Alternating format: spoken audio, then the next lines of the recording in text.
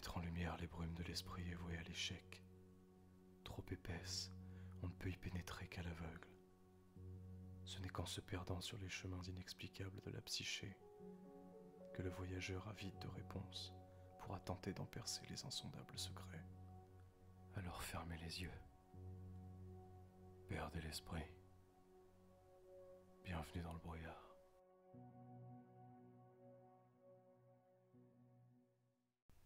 Le dernier wagon.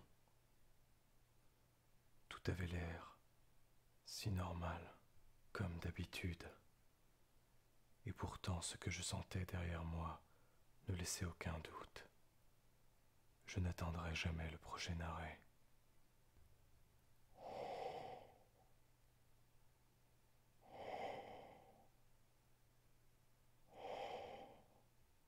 Cela faisait plusieurs minutes que j'occupais mon esprit en contemplant, d'un regard jonché entre l'ennui léger et l'amusement, la buée sortir de ma bouche.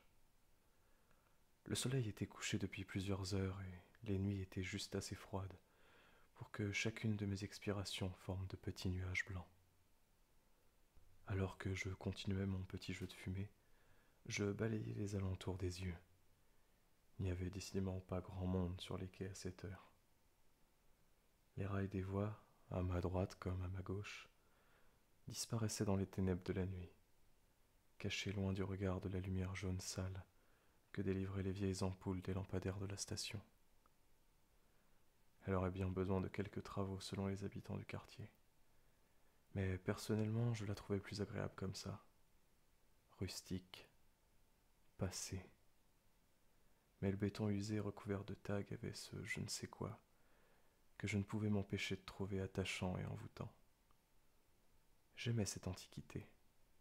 Et à vrai dire, je prenais le tram uniquement parce que je savais que je passais par cette station, restée bloquée dans les années 70.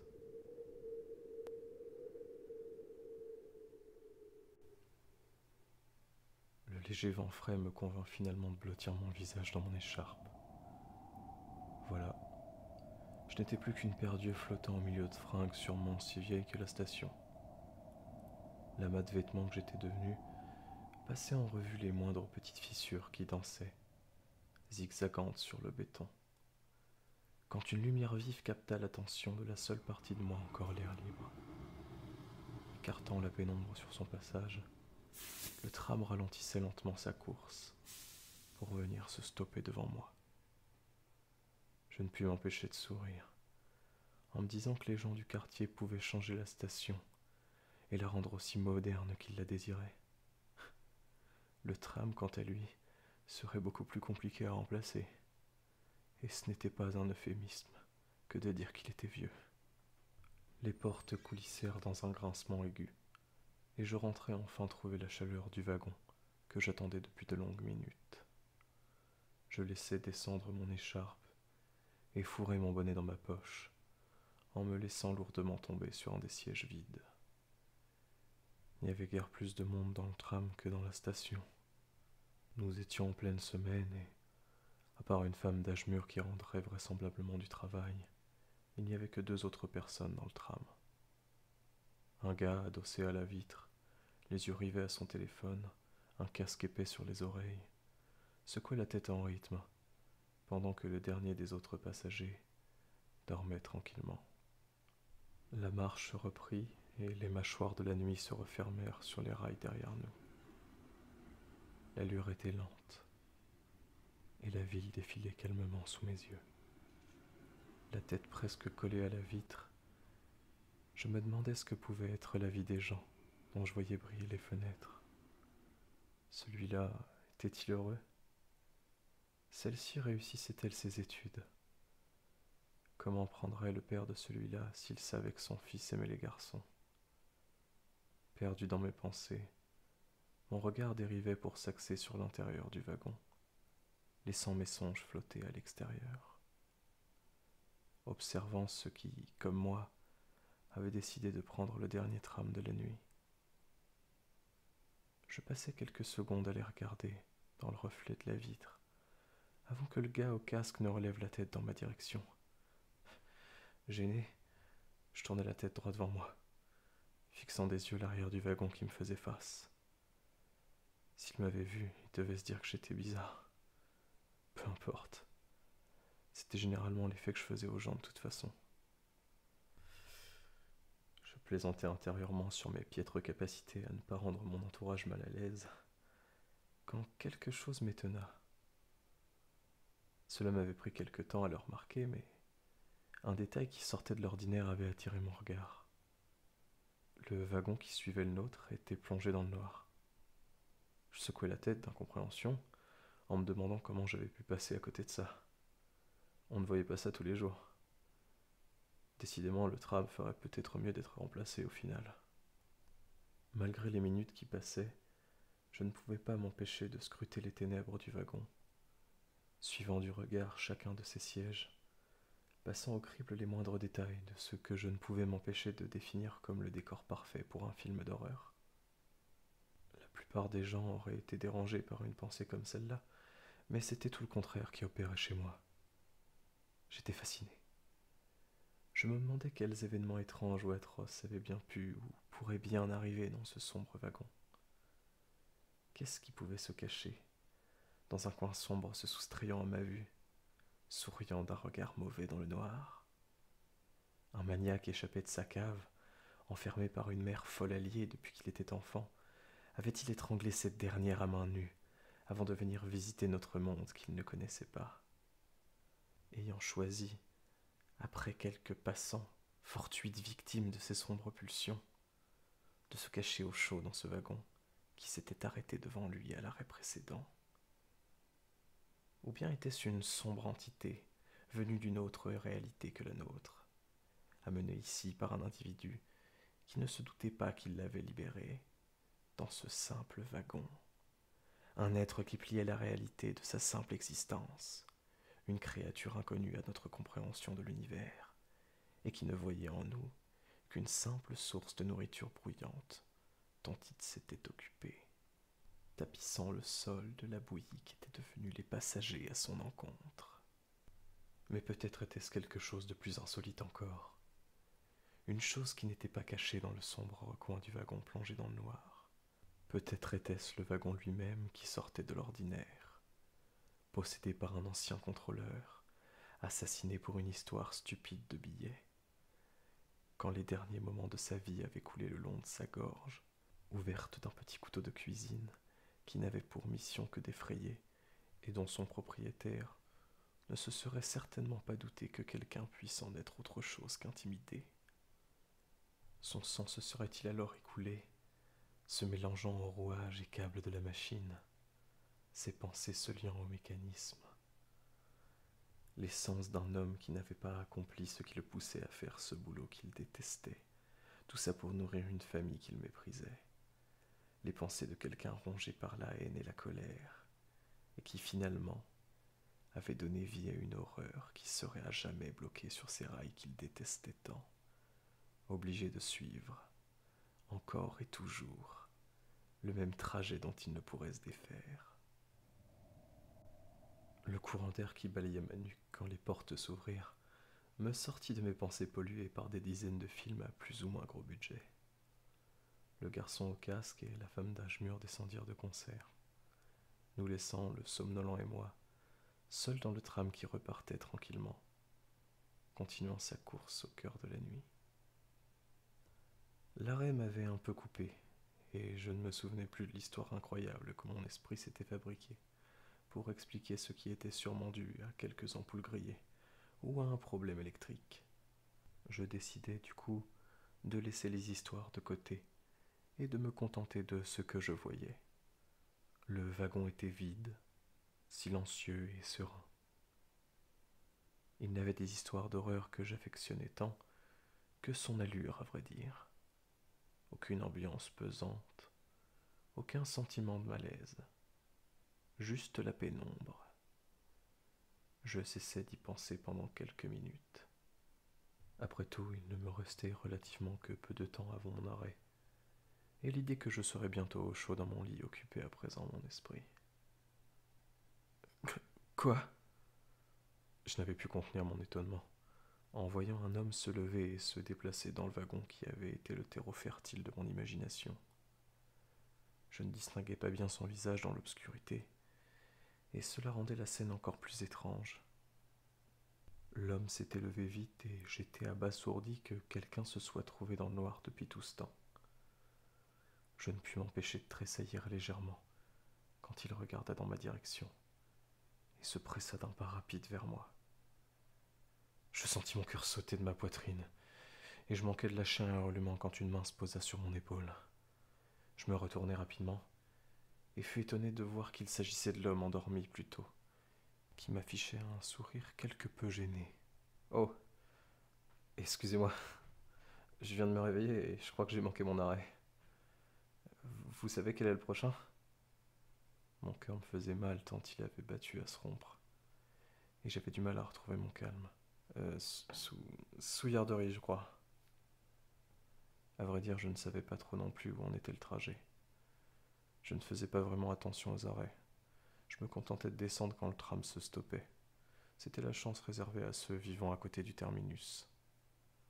Je suis désolé si je vous ai fait peur. Je croyais que vous m'aviez vu dans le reflet du fond. Le reflet du... Mon regard se détacha rapidement de l'homme pour revenir se poser à l'arrière du tram. Dans la pénombre du wagon précédant le nôtre, se trouvait un homme, debout au milieu de ce dernier, qui semblait parler à quelqu'un que je ne pouvais discerner. Je me penchai vers l'allée centrale et vis quelqu'un dans l'obscurité faire de même. Je rassurai l'homme que j'allais bien et laissa tomber mon visage dans mes mains, en comprenant que ce que je prenais pour un sombre wagon plongé dans le noir n'était rien d'autre que le reflet assombri de la vitre fumée du fond du tram. Je n'avais pas fait attention en montant, mais nous nous trouvions dans le dernier wagon. Je me rassurais qu'au moins ma stupidité était bien cachée au fond de mes pensées, et que personne n'avait été témoin des dérives de mon imagination, dues à un simple effet d'optique.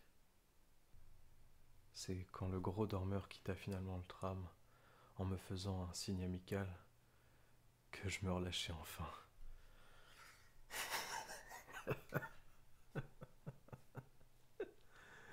Je me levai alors pour constater l'énormité de mon erreur. Je plaquai la paume de ma main contre la vitre arrière du dernier wagon et plissai les yeux pour percevoir à travers l'ombre que je laissais sur le verre fumé l'obscurité extérieure. Je retournai m'asseoir et constatai que j'étais totalement seul. Les autres wagons étaient vides. Il n'y aurait donc que moi pour profiter du terminus cette nuit. Je décidai de prendre place à l'endroit où je me trouvais, mais sur le siège antérieur cette fois-ci. Je distinguai mon reflet dans la vitre, et après avoir fait signe à celui-ci, me contentais d'imaginer son histoire dans ce dernier wagon fantôme. Peut-être se rendait-il dans une grande école imaginaire où il devrait redoubler de subterfuges pour survivre dans un monde surplombant son imagination.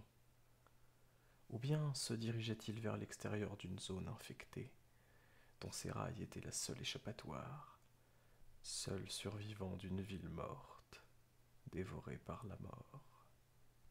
Je m'imaginais alors mille et une possibilités, mais aucune ne se dessinait vraiment devant mes yeux. Seul mon reflet amusé qui me regardait avec bienveillance. Mais un nouvel élément perturba mes pensées. Quelque chose derrière moi, 2 points brillants pour être précis, se balançaient lentement de droite et de gauche. Je me retournai pour voir de quoi il s'agissait, et quel ne fut mon étonnement en constatant qu'il n'y avait rien d'autre que les wagons vides derrière moi. J'observai de nouveau le reflet, et y retrouvai les 2 points lumineux, luisant de façon nette. Étonné, je me dis que je devais voir ceci depuis l'extérieur, et que, au travers du reflet, je les percevais alors, à tort comme étant à l'intérieur avec moi. Les 2 points de lumière se balançaient, tranquillement, lentement. 2 petits cercles blancs pâles, allant de droite et de gauche, suivant la courbe de balancier d'une vieille horloge de grand-mère. Je décidai de placer mes mains en l'air, essayant de suivre leur trajectoire pour donner l'impression que je les portais. Malheureusement, quand mes mains arrivèrent à leur niveau, ils disparurent. Je me disais que je ne pouvais plus les percevoir depuis l'extérieur, jusqu'à ce que je baisse les mains et qu'ils réapparaissent. Hein? Je tournai la tête de nouveau. Toujours rien. Ce n'était pas normal. S'ils étaient à l'extérieur, au travers du reflet, le fait de passer les mains devant celui-ci ne devrait pas les cacher.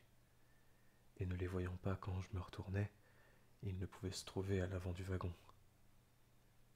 Rivé sur mon siège, le regard incongru, je ne pouvais détourner les yeux du mouvement ample et répétitif des cercles fantômes qui se balançaient dans l'irréel. Plus je les regardais, et plus leur mouvement silencieux me passionnait, m'envoûtait. Le délicat contour de la réalité disparaissait peu à peu, alors que mon regard plongeait plus profondément dans le reflet d'images que je ne comprenais pas. Ondulantes et éthérées, les parois de métal qui m'entouraient se changeaient bientôt en fumée, puis en flammes, avant de se muer en amoncellement de pierres couleur carmin. Le sol se fissura sous mes pieds, tombant en poussière d'un gris sale, d'où de légères volutes luisantes s'échappaient. La chaleur qui assaillait mon corps me faisait halter. Une pression dont je ne pouvais décrire la provenance écrasait mes membres et compressait mon esprit. Le mouvement de balancier s'imprimait dans mes rétines. Chaque aller-retour me frappait intérieurement, me faisant perdre pied un peu plus. Des paysages irréels se succédaient autour de moi, s'enchevêtrant les uns dans les autres, d'une logique que mon esprit refusait de reconnaître. Un désert de sable spectral se mêlait ainsi à de gigantesques monts rouges sombres, d'où chaque fissure dans la pierre crachait une brume nauséabonde. L'éclat de milliers de dents acérées se frayait de force un chemin au cœur de la pierre. L'étendue solide servant de ciel s'emplissait alors de nombreuses rides brunes, rappelant la texture du cuir de quelques bêtes monstrueuses, extérieures à notre monde, flottant au-dessus de ce cauchemar. Seul un élément restait immuable dans ces décors invraisemblables, défiant ma conception du monde, qui s'étiolait à chaque nouveau mouvement de balancier. Les deux cercles blancs pâles. Ils continuaient leur danse d'une régularité constante, alors que le rythme de leur course accélérait peu à peu. Mon corps ne se rappelait à moi que des nausées que je ressentais alors. Les brûlantes visions malsaines qui s'échappaient devant moi chauffaient ma peau plus que je ne pouvais le supporter. Mes respirations se faisaient plus courtes. L'air peinait à atteindre mes poumons, et chacun de mes souffles me semblait plus ardent que le précédent. Une sueur chaude s'écoulait de ma peau, en d'épaisses gouttes poisseuses, retombant dans le vide avant de s'évaporer. Alors que les cercles devenaient de plus en plus rapides, je constatais dans ma douleur qu'ils s'approchaient de moi. Les visions devinrent floues, alors que mon attention était totalement captée par la lueur blanche, qui s'intensifiait, irradiant d'un éclat chimérique. Les images se mirent à tourner. Le désert devint bientôt une tempête de poussière, de laquelle s'échappait une fumée toxique déchirant les pierres des montagnes. Des créatures abjectes hurlaient dans les tréfonds du tumulte, avant de s'enflammer ou de se liquéfier en d'atroces cascades d'os et de chair. Je ne pouvais bouger un muscle. Tétanisé par l'horrible spectacle, le poids qui pesait sur mon esprit dominait mon corps, dans cette abomination où il n'avait pas sa place. Le rythme des cercles ne cessait d'accélérer, alors que les images disparaissaient et éclatant dans mon esprit à chaque nouvel aller-retour. Mon cœur, si jamais il existait encore, fracassait les restes de mon être d'une vitesse impossible. Se rapprochant au plus près des restes de ma lucidité, les cercles révélèrent l'atroce vérité de leur apparence répugnante. Amalgame de mâchoire et d'yeux, les deux globes finirent de briser le peu de conscience qui me restait alors. Un cri silencieux s'échappa de l'endroit où devait se trouver ma bouche, alors que d'immondes paupières pourvues de dents clignaient erratiquement sur des yeux aveugles, qui voyaient bien plus loin que pouvait prétendre discerner un œil humain. Leur apparence, constamment changeante, détruisait mon esprit, alors que je ne savais plus s'il s'agissait de dents encerclant des pupilles, ou d'yeux dans lesquels claquaient des mâchoires. Quand ils furent assez près pour que je sente leur morsure sur ma peau, déchirant ma chair dans une douleur presque imaginaire, je fus témoin alors de ce qu'ils voyaient. Le passé, le présent et l'avenir. Le concept de temps lui-même était supplanté par leur perception indéchiffrable pour ma psyché. Je me vis, étrange amas de peau et d'organes, terrifié et subjugué, disparaissant bientôt dans les détours d'une salle plongée dans la lumière, où un autre amas de chair en blouse blanche tendait vers moi des mains qui se disloquèrent sous mes mâchoires. Des projecteurs explosant au rythme des claquements de mes yeux, alors que des lambeaux de peau volaient en gerbes de sang et d'os. Une voix digitale crachait des sons que je ne parvenais pas à comprendre, mais dont les intonations, pleines d'incompréhension et de panique, cachaient une euphorie palpable. Puis tout disparut dans un flash noir.